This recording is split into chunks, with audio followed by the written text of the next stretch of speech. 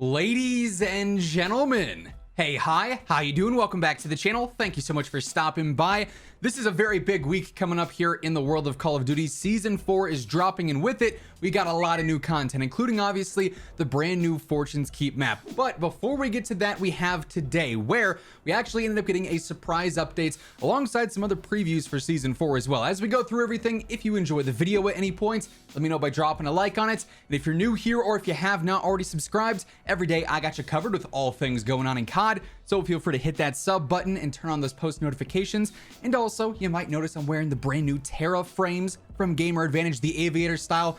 I love these things. They're super comfortable, super lightweight. They offer prescription or regular lenses on these and all the other frame options on the site. If you ever want to get a pair for yourself, Code WARZONE has you covered. Link for that will be down in the description below. But as you can see here, Raven tweeted earlier today in less than an hour, so obviously this was before this video was made, drop in with your squad, locate the radio, and exfiltrate Rebirth Island. That's what's behind the face cam there. The next stop is Fortune's Keep, and you can see today we got a brand new playlist update. It's live until the 22nd when Season 4 launches. For Caldera, we got Battle Royale, solos, duos, trios, and quads, all the usual stuff there. We got standard plunder quads, we got Resurgence, duos, trios, and quads on Caldera, and they actually ended up bringing back Champion of Caldera's solos as a bit of a surprise today as well. But then on Rebirth, we got exfiltration trios. Now you may recall back on Verdansk, we had a similar mode based around exfiltration where you had to find a radio. If you hold on to that radio, it'll like pop you up on the map as like the main team, if you will. But if you hold that radio for a certain amount of time, or if you have it when the game ends, you'll be able to exfil and get out of there. So essentially this is the end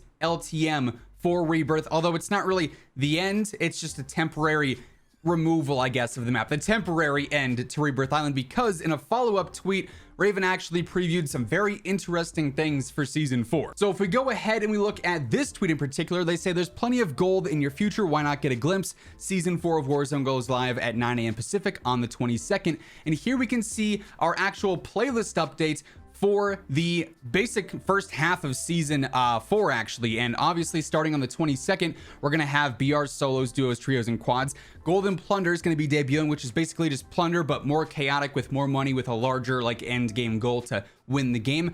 And Fortune's Keep Resurgence, solos, duos, trios, and quads will be live on Wednesday when the update goes live. Keep in mind, no Rebirth. However, Rebirth does then return on June 30th, and on the 30th for that playlist update, through the 7th for that update, through the 14th for that update, we're actually going to have 3 different maps live in Warzone for the very first time ever, which is pretty interesting. Now, I know a lot of players have been saying, well, why can't they do this with Verdansk?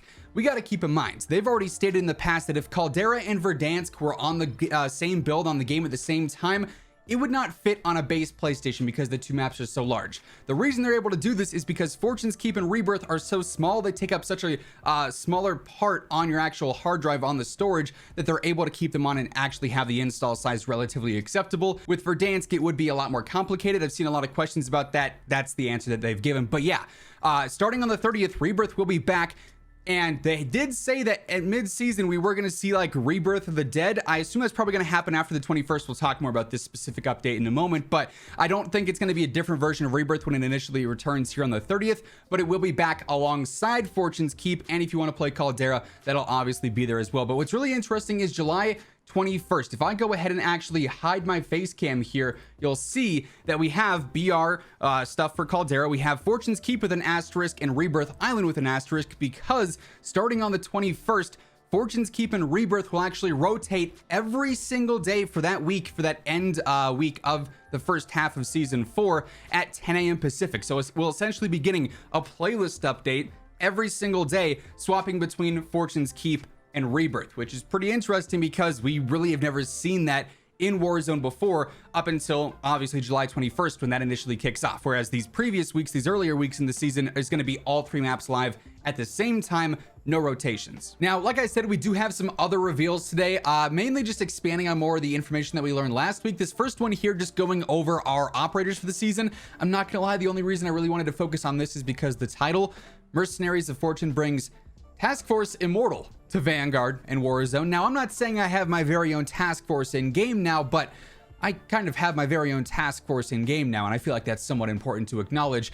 We do obviously have Butcher as our main battle pass operator. We got Callum, and we also have Akina coming in season. Nothing too crazy with this blog outside the fact that they decided to name a whole task force after me, which I am very grateful for. Now, the more important blog of the two is this one, which basically expands more on the Caldera Changes, and then also some more previews of obviously Fortune's Keep, which is very exciting. So we get some new screenshots here showing off the map. Obviously a lot of verticality involved here, not necessarily something we see a ton of on Rebirth per se, at least not on this scale. This is in the Smugglers Cove area. Obviously an end zone here would be pretty crazy with the different verticality options, top of the rocks here all the way down in the caves. We can just get some general screenshots here, some small descriptions of the various areas, but honestly I really like the look of the map. It's very, very cool, very vibrant, lush. I'm a big fan, especially with all the colors that we got going on here, the blue of the water, the reds, the oranges. Very pretty map when it comes down to it. Talks a little bit about the events that we covered briefly last week. More importantly though, like I said, we get some more previews of the Caldera Changes coming in this update, which are pretty drastic. Obviously we've got Storage Town returning. It looks so cool to see this back now. Obviously going to be a very hot drop for plunder,